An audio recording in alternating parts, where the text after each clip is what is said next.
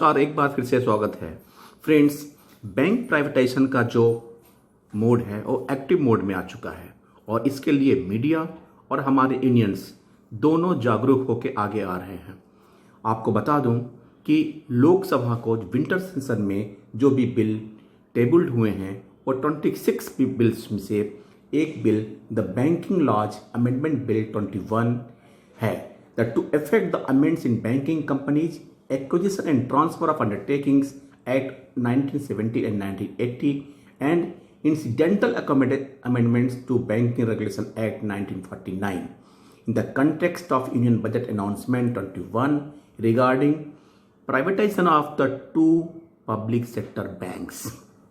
यानी कि winter session में गवर्नमेंट है डिसाइडेड कि बैंक प्राइवेटाइजेशन के लिए जो इम्पॉर्टेंट बिल है उसमें अमेंडमेंट करेगी और सरकार ने 2 पीएसयू बैंक के निजीकरण की तैयारी शुरू कर दी है और संसदकालीन जो सत्र होने वाले हैं उसमें ये बिल आने वाले हैं और इसी के तहत सेंट्रल बैंक ऑफ इंडिया और इंडियन ओवरसीज बैंक का निजीकरण के चांसेस को देखते हुए मार्केट में इनके शेयर बढ़ गए।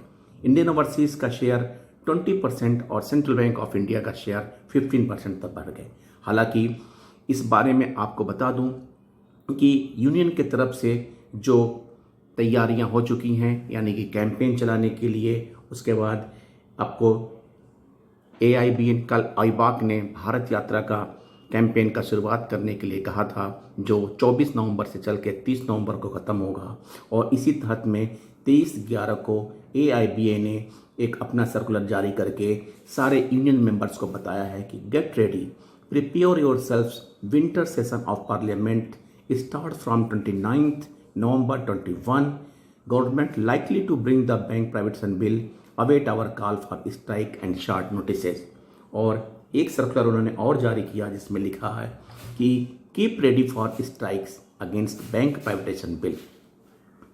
उस सर्कुलर में उन्होंने लिखा है if further from the meeting of the UOB the following programmes has been given state level dharna in each state on any one day between 29th November and 4th December. All state federations should immediately move in the matter of contact other union and organize this dharna accordingly. Dharna before Parliament in Delhi. The dharna will be organized in short notice on knowing the date when the bill is tabled in the Parliament. All state federations should take part in this program.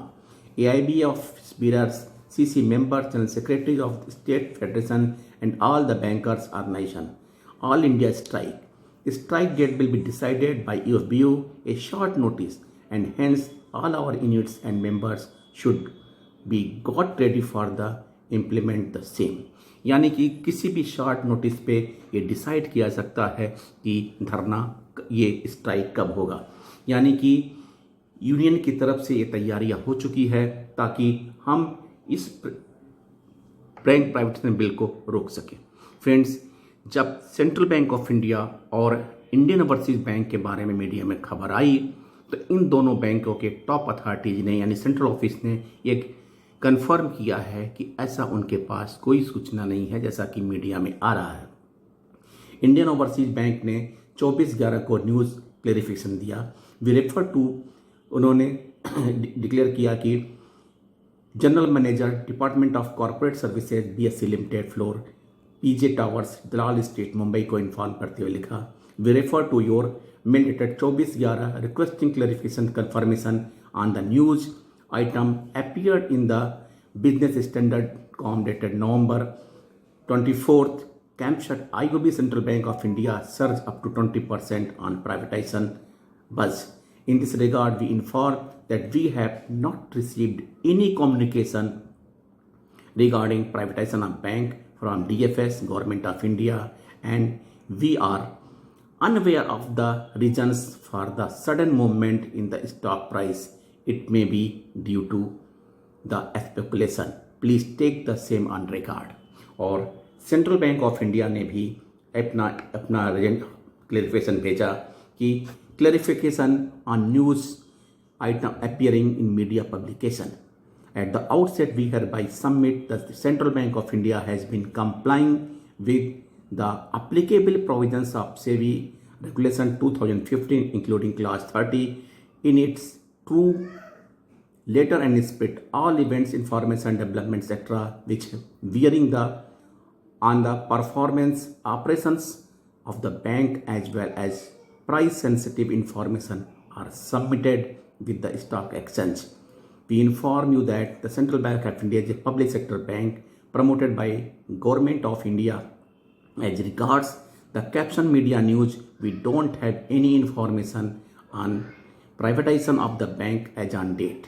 There is no such negotiation event taking place at the level of Central Bank of India.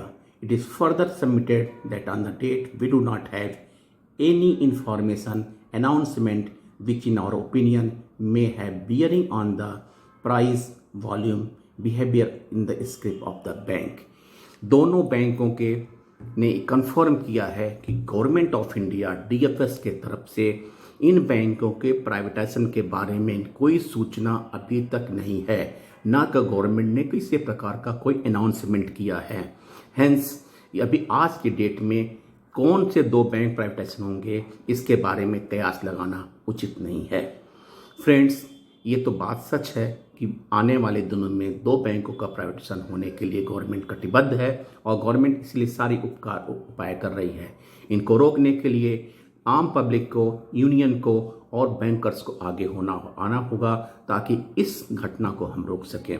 वो कौन से दो bank होंगे वो तो आने वाले दिन के बारे में डिसाइड होगा, लेकिन हम ऐसा क्यों ना करें कि बैंक प्राइवेटाइजेशन हो ही ना। So stop privatisation, say no privatisation, it is our only aim and target.